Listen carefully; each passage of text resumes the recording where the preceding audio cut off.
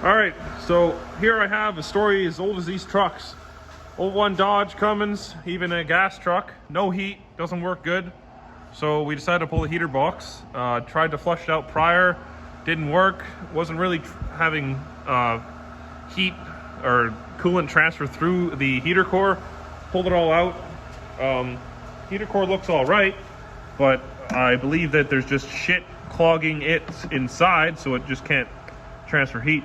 So we went and picked up a new one. This is a Spectra one. I will say that the core thickness of the replacement one isn't the same as a factory one, as well as the factory one being copper.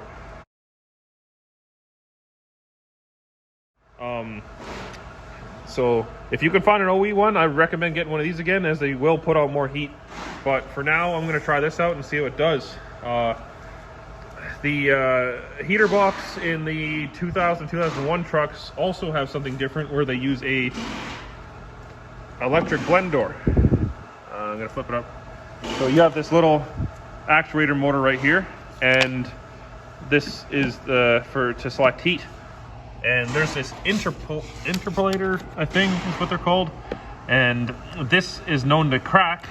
So the actuator will just keep spinning, but it won't actually spin the door. So what I did is I pulled it off, put some JB weld on, and put it back on, and it's been doing good so far. You can get a metal one called the heater treater, and that's like $40 or whatever. I just decided a JB weld, and it's been holding up great. Move on to the box.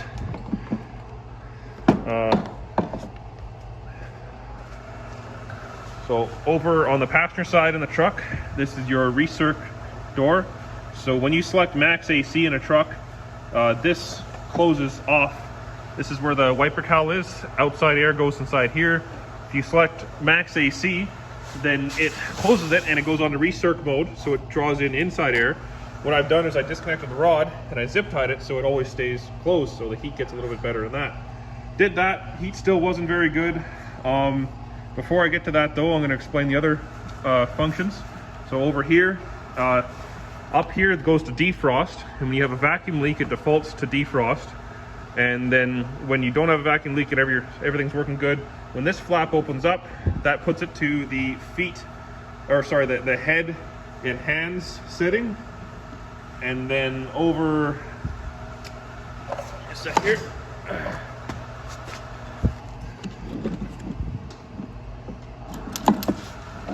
Over on the bottom, this is for the feet setting. So this little door opens up. If I can move it here, and that allows air to go to the lower HVAC stuff, which puts heat to the feet.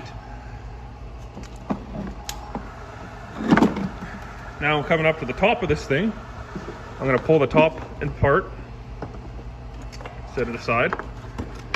Here's your blower motor. You can access that with 3 screws in the bottom. Then right here is where the blower motor resistor sits. If your heat is stuck on high and doesn't work on any of the lower settings, then check this, as that is known to fail.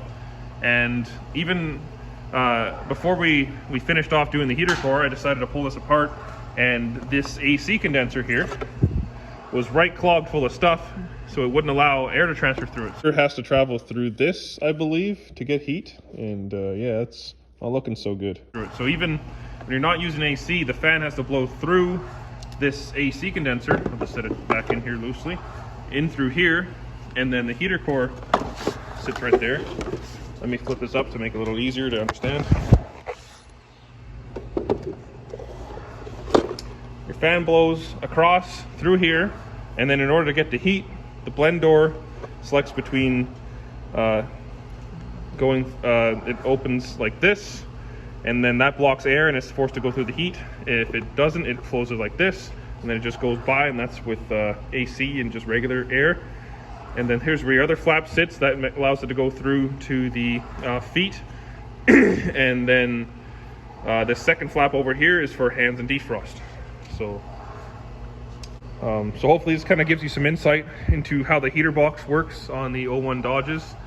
I'm hoping after cleaning up this AC condenser here and putting in a new heater core that will have good heat. I'll update shortly. Hey, note on removal of the heater box. You've got a bolt right here, and then come around to the other side. There's one right there. There's a stud, and then you've got stud right here, and a stud right here. And also, when you put it back in, don't forget that you have your vacuum line, which controls the heater controls, come through here. So I almost made the mistake of forgetting to put that through. Some final notes: if you're not pulling the heater box, here's a couple little tips. So the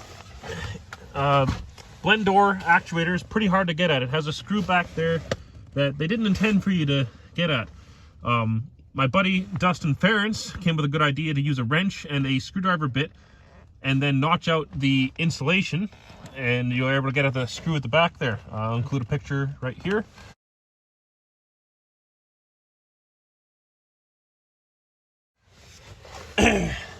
Then for the blower motor, these two front screws are pretty easy to get at, but the one in the back is pretty hard. And I believe with the hex head, it's a 8mm or a 10mm, and you can use a extension with a swivel and get at the back with a 1/4-inch drive ratchet. Over here is the blower motor resistor, and you can just get at that with a screwdriver with two Phillips screws. It's nice and easy. So unfortunately, it ended up being quite a late night with the truck, and I didn't have a chance to finish the video how I would have liked. That said, the heat ended up working great. I think every heater core from now I'm going to pull apart that heater box and take a look at the AC and make sure it wasn't clogged.